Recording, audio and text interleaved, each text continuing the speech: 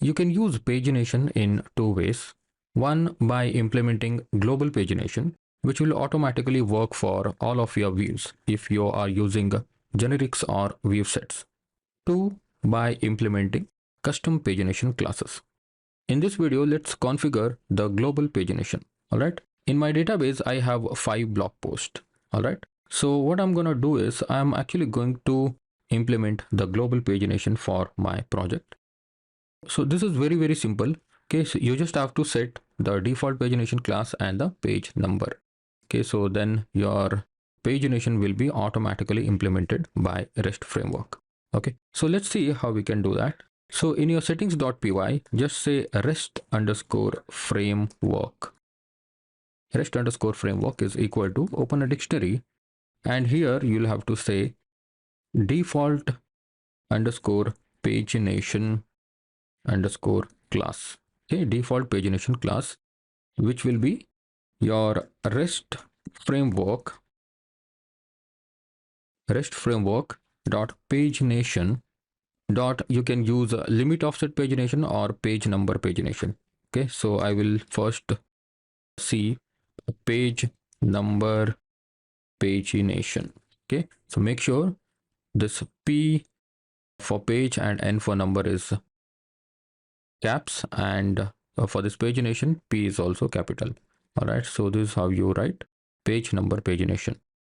Put a comma here, and then you say page size, page underscore size. So here you have to put any number. You can say 10 or 100 if you have more data.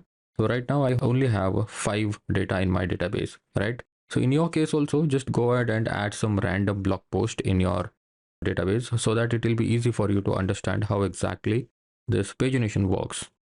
All right, so let's save it.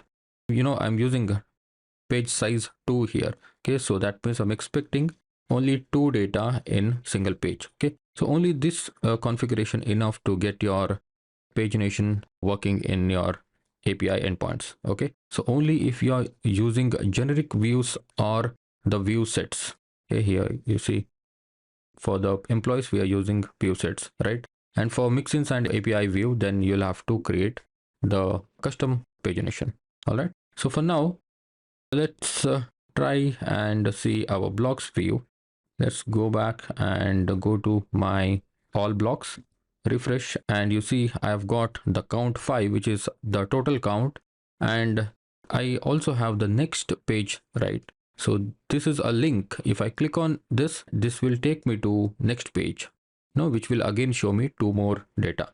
Okay, so in this page I got 2 blog posts, right? So this one ID1 and ID2, right? So this is the comments of this blog post, all right, because this is actually a nested serializer, and the previous link is null because this is the first page, right? So in your first page there is no previous, so you will only have next link.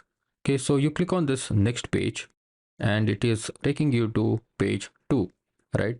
So in this, if you notice, we also have next page and also we have previous, right? So the next page is page 3 and previous is, now you see when you are in the page 3, the previous will be page 2, right? So this is actually given by Django REST Framework's global pagination, which is the page number pagination. Now, if I go to employees, okay, I think I only have 2 employees. Let me add one more employee, emp 005 and Anna David, video editor. Okay, let's see, save and refresh. Okay, so now I see next link is available. Okay, so I did not do anything on the view level, just configured the global pagination in the settings.py, and all of these views are working with the pagination.